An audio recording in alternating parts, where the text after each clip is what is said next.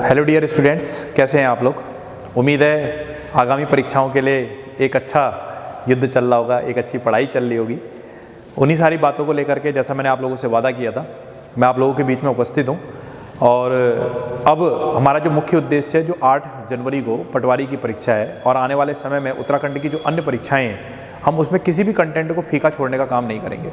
सबसे पहले मैं आप लोगों से इसमें जो चर्चा का विषय रखने जा रहा हूँ, वो चर्चा का विषय है उत्तराखंड की समसामयिकी के रूप में। जैसे इससे पहले वाली वीडियो में भी मैंने आपको समझाया था कि हमारे पास जो पेपर है उसमें करंट जो है वो 2 पार्ट के रूप में मिल रही है। एक उत्तराखंड के रूप में भी मिल रही है, उत्तराखंड समसामयिकी के रूप में, और दूसरा पार्ट जो उसमें हमें देखने को मिल रहा है वो भारतीय समसामयिकी का पार्ट भी देखने को मिल रहा है। तो हम दोनों कंटेंट को कुछ वीडियो के माध्यम से मैं आपको बताने का प्रयास करूंगा। ज़्यादा से ज़्यादा मटेरियल देने के लिए मैंने आप लोगों से कह रखा है, उस पर भी मैं वर्कआउट करूँगा और सारी चीज़ें मैं परीक्षाओं तक आपको एक मजबूत कड़ी के साथ जोड़ने का प्रयास मेरा ये इस परीक्षा में आपसे रहेगा। आइए अब हम चर्चा का विषय लेकर के चलते हैं आज उत्तराखंड समसामयिकी के बारे में। उत्तराखंड समसामयिकी के बारे में जो मेरे चर्चा का विषय रहेगा वह कुछ महत्वपूर्ण तथ्यों के साथ, जिस पर मैं ज़्यादा चर्चा ना करके फैक्ट टू फैक्ट और कहीं पर पॉइंट जो जुड़ता होगा उसको मिला करके समझाने का प्रयास करूंगा।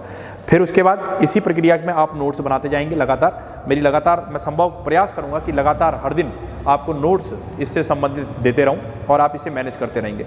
मैं इसमें टेस्ट भी आप लोगों का लूँगा, जो पढ़ाऊँगा उससे संबंधित चीज़ों का टेस्ट लूँगा, थोड़ा सा आइड साइड से भी टेस्ट लेने का प्रयास करूँगा। तो इस प्रकार से मैं आपको समय समय पर चेक भी करने का प्रयास करते रहूँगा। चलिए आइए इस प्रक्रिया के माध्यम से चीज़ों को लेने का प्रयास करते हैं। सबसे पहले हम लोग बात करते हैं उत्तराखंड के गौरव सम्मान के बारे में। उत्तराखंड के गौरव सम्मान के बारे में अगर बात की जाए तो उत्तराखंड का गौरव सम्मान 2021 जो है वो 5 लोगों को मिला।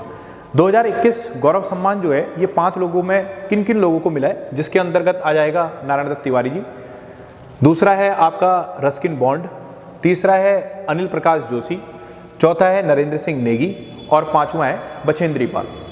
अब बात ये आती है, मैंने आपको कंटेंट बता दिया कि भाई उत्तराखंड गौरव सम्मान 2021 कितने लोगों को मिला। तो आपको ये ध्यान में रखना है कि उत्तराखंड गौरव सम्मान जो है 5 लोगों को मिला। एक तो ये प्रश्न आप लोग ध्यान में रखेंगे। दूसरा प्रश्न आपका पूछ सकता है कि निम्न में से उत्तराखंड गौरव सम्मान किसको नहीं मिला है। 4 ऑप्शन में एक ऑप्शन इसमें से गायब करके आपको दे देगा, आपको आंसर पूछ लेगा। इस तरह के कंटेंट का क्वेश्चन हो सकता है। तीसरी पारी में अगर मैं बात करता हूं तो हो सकता है ऐसा प्रश्न पूछ ले कि उत्तराखंड गौरव सम्मान रस्किन बॉन्ड को मिला, आपको बता करके बोलेगा कि रस्किन बॉन्ड को मिला, बताइए कि रस्किन बॉन्ड का संबंध किस क्षेत्र से है। तो इस तरह से आपको क्वेश्चन यहां पर मिलते हुए दिखाई देंगे। आइए अब इनके पर्टिकुलर किस क्षेत्र से ये संबंधित हैं उसको बताने का मैं प्रयास करता हूं। जैसे नारायण दत्त तिवारी जी की बात की जाए तो नारायण दत्त तिवारी जी का संबंध जो है वो राजनीति से है। किससे है? राजनीति से। नारायण दत्त तिवारी जी का संबंध जो है वो राजनीति से है। नारायण दत्त तिवारी जी आप सब जानते हो, हमारे उत्तराखंड के प्रमुख विकास पुरुषों में से, जाने जाने वाले में से एक हैं और इनका संबंध जो है राजनीति से है। किससे है इनका संबंध? राजनीति से है। दूसरा है रस्किन बॉन्ड, इनका संबंध जो है वह आपका साहित्यकार से है। रस्किन बॉन्ड का संबंध जो है वह आपका साहित्यकार से है, साहित्यकार से है। और इसके बाद अनिल प्रकाश जोशी जी, काफी प्रमुख नाम, पर्यावरणविद, इनका संबंध पर्यावरणविद से इनका संबंध है, पर्यावरणविद हैं ये। इसी प्रकार से नरेंद्र सिंह नेगी जी हैं। नरेंद्र सिंह नेगी जी का जो संबंध है वह आपका लोक गायक से है। आप सब जानते हैं कि नरेंद्र सिंह नेगी जी जो है वो लोक गायक से संबंधित हैं, लोक गायक हैं। और साथ ही साथ में अगर बात की जाए बछेंद्री पाल जी की, तो ये बछेंद्री पाल जी का संबंध जो है पर्वतारोही से है, पर्वतारोही से। तो मैंने आपको प्रश्न की थीम भी बताई कि किस तरह के प्रश्न हमसे पूछ सकता है, तो उसी तरह की मेंटेलिटी को लेकर के आप परीक्षा में बैठेंगे। अगर आपसे पूछता है कि उत्तराखंड गौरव सम्मान 2021 रस्किन बॉन्ड को मिला, उनका संबंध किससे है, तो आपका आंसर आएगा साहित्यकार से। दूसरा क्वेश्चन है उत्तराखंड राज्य को 1-2 वॉच पुरस्कार दिया गया। यह किस उत्तराखंड राज्य के किस जगह को 1-2 वॉच पुरस्कार से सम्मानित किया गया? ऐसा अगर आपसे प्रश्न पूछता है तो डायरेक्ट आप फैक्ट के तौर पर इसे ध्यान में रखेंगे। पर्यटन के क्षेत्र में उत्तराखंड को 1-2 वॉच पुरस्कार से सम्मानित किया गया, पर्यटन के क्षेत्र में। तीसरा क्वेश्चन अगर बात करते हैं कि चमोली के विकासखंड घाट का नाम बदलकर क्या कर दिया गया। अब इस क्वेश्चन की थीम समझना। अगर परीक्षा में आपसे कभी पूछे कि भाई घाट क्षेत्र कहाँ है, उसमें कुछ भी ना दे, चमोली उमोली कोई नाम ना दे, घाट क्षेत्र कहाँ है, तो मैं बताऊं कि कुमाऊं के क्षेत्र में बैठा हुआ अधिकांश विद्यार्थी इसका, और आंसर की 4 ऑप्शन में पिथौरागढ़ हो तो अधिकांश विद्यार्थी इसका आंसर पिथौरागढ़ लगा करके आएगा, क्योंकि आप सब जानते हो कि कहीं ना कहीं चंपावत और पिथौरागढ़ को जोड़ने के लिए एक पुल है जिसे हम घाट पुल के नाम से जानते हैं, और उसी से आगे जा करके हम कहीं ना कहीं छोटे कश्मीर के क्षेत्र में प्रवेश करते हैं, अर्थात पिथौरागढ़ के क्षेत्र में प्रवेश करते हैं। तो अगर ये प्रश्न ऐसे पूछ दिया जाए कि घाट क्षेत्र कहाँ है या घाट कहाँ है, तो बहुत सारे विद्यार्थी, कुमाऊं के क्षेत्र के अधिकांश विद्यार्थी इसका आंसर कहाँ लगा करके आएंगे, पिथौरागढ़ लगा करके आएंगे। लेकिन अगर प्रश्न कभी घाट कहाँ है पूछ भी दिया जाए तो वो पर्टिकुलर इस क्षेत्र को नहीं पूछना चाह रहा होगा, और वह पूछना चाह रहा होगा किसी विकास खंड के आधार पर वो विकास खंड कहाँ है। तो वो पहली बात मैं आपको जानकारी में दे दूं कि वह घाट विकास खंड जो है वह आपका चमोली जिले में पड़ता है। और साथ ही साथ में दूसरी जानकारी आपको ये दे दूं कि अब इसका नाम चेंज हो चुका है, और इसका नाम अब चेंज होकर के नंदानगर कर दिया गया। क्या कर दिया गया? नंदानगर कर दिया गया, नंदानगर कर दिया गया। नेक्स्ट क्वेश्चन की तरफ चलते हैं। नेक्स्ट क्वेश्चन है कि रबी कृषक महोत्सव 2021 का शुभारंभ, रबी कृषक महोत्सव 2021 का शुभारंभ कहां से किया गया? तो रबी कृषक महोत्सव 2021 का जो शुभारंभ हुआ है वह आपका हरिद्वार से हुआ है, हरिद्वार से हुआ है।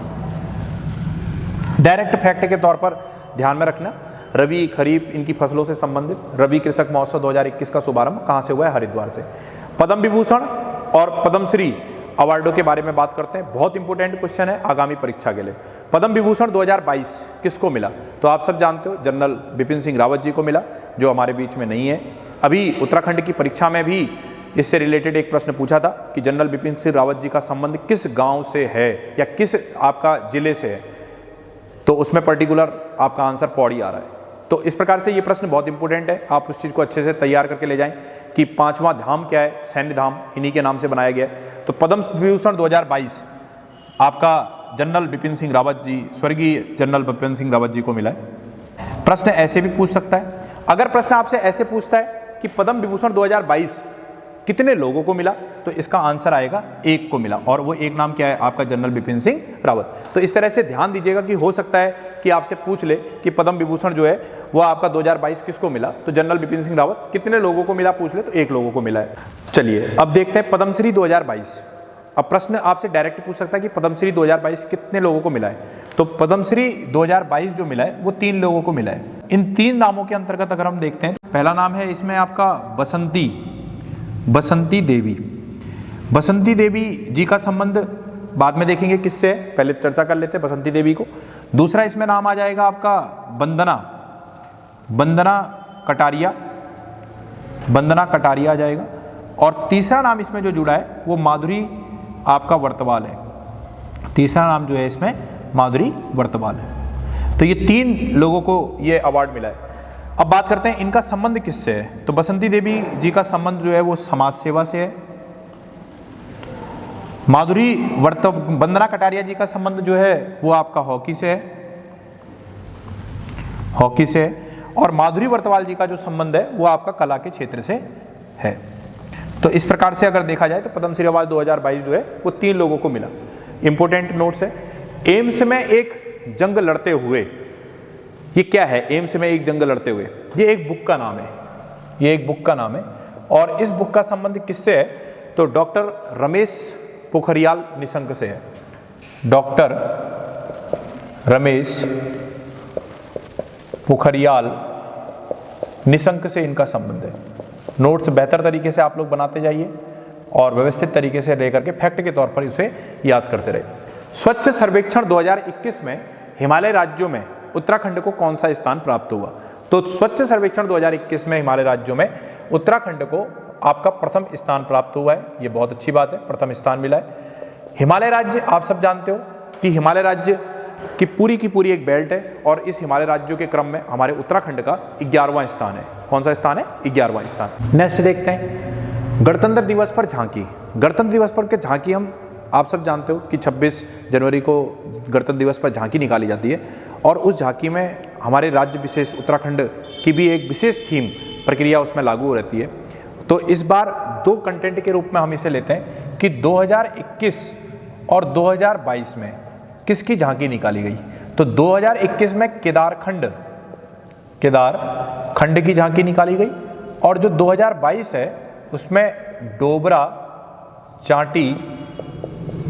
चांटी पुल जो है उसकी यात्रा निकाली गई। तो ध्यान में रखना, फैक्ट के तौर पर डायरेक्ट याद रखना कि गणतंत्र दिवस पर झांकी 2021 में केदारखंड और 2022 में क्या थी, डोबरा चांडी पुल थी। भारत के पहले घास संरक्षण केंद्र का उद्घाटन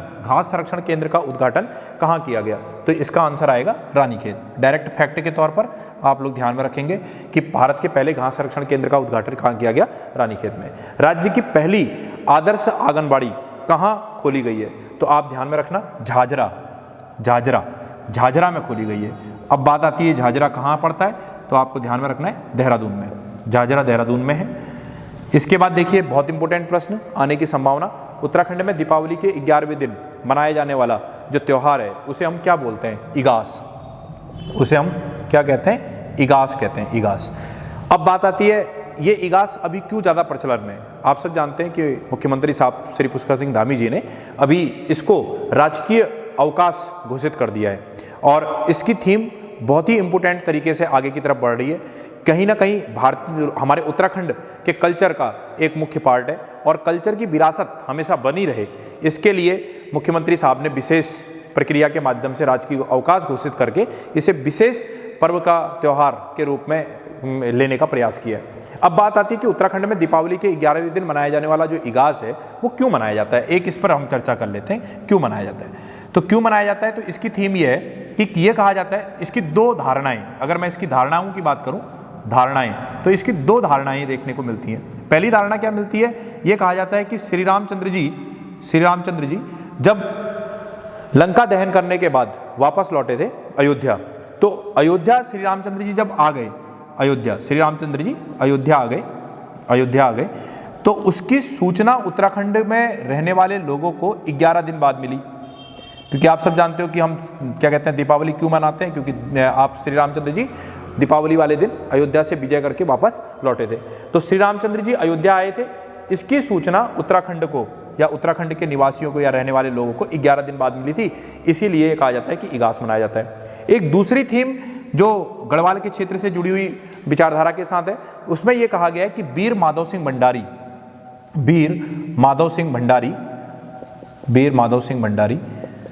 16वीं शताब्दी में, वीर माधव सिंह भंडारी 16वीं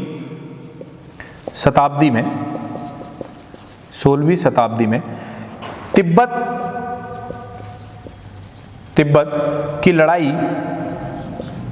लड़ाई लड़कर वापस लौटे थे। तो इस प्रकार से दो धारणाएं इस इगास पर्व के रूप में देखी गई हैं। तो इस तरह से मैंने आपको उत्तराखंड के संबंध में कुछ इंपोर्टेंट महत्वपूर्ण ऐसे उत्तराखंड समसामयिकी के तथ्यों पर चर्चा करी है जो आने की संभावना परीक्षाओं में दिखती है। आप इसे बढ़िया से नोट्स बना करके इसे अच्छे से पढ़ लेंगे, और साथ ही साथ में मैं एक बार हटता हूं और इसका आप स्क्रीनशॉट ले लें इसका पूरे का। चलिए कुछ और क्वेश्चनों को हम इकट्ठा करने का प्रयास करते हैं इसमें। जैसे क्वेश्चन है, इंडियन मॉनिटरिंग फाउंडेशन की पहली महिला अध्यक्ष कौन है? तो डायरेक्ट फैक्ट के तौर पर आप लोग ध्यान में रखना कि इंडियन मॉनिटरिंग फाउंडेशन की पहली महिला अध्यक्ष जो है वो आपका हर्षवंती बिष्ट है। हर्षवंती आपका बिष्ट जी, ठीक है। हर्षवंती बिष्ट जो है, इनका संबंध किस जगह से है? अगर प्रश्न आपसे पूछता है तो ये पर्टिकुलर जो है बिरोन खाल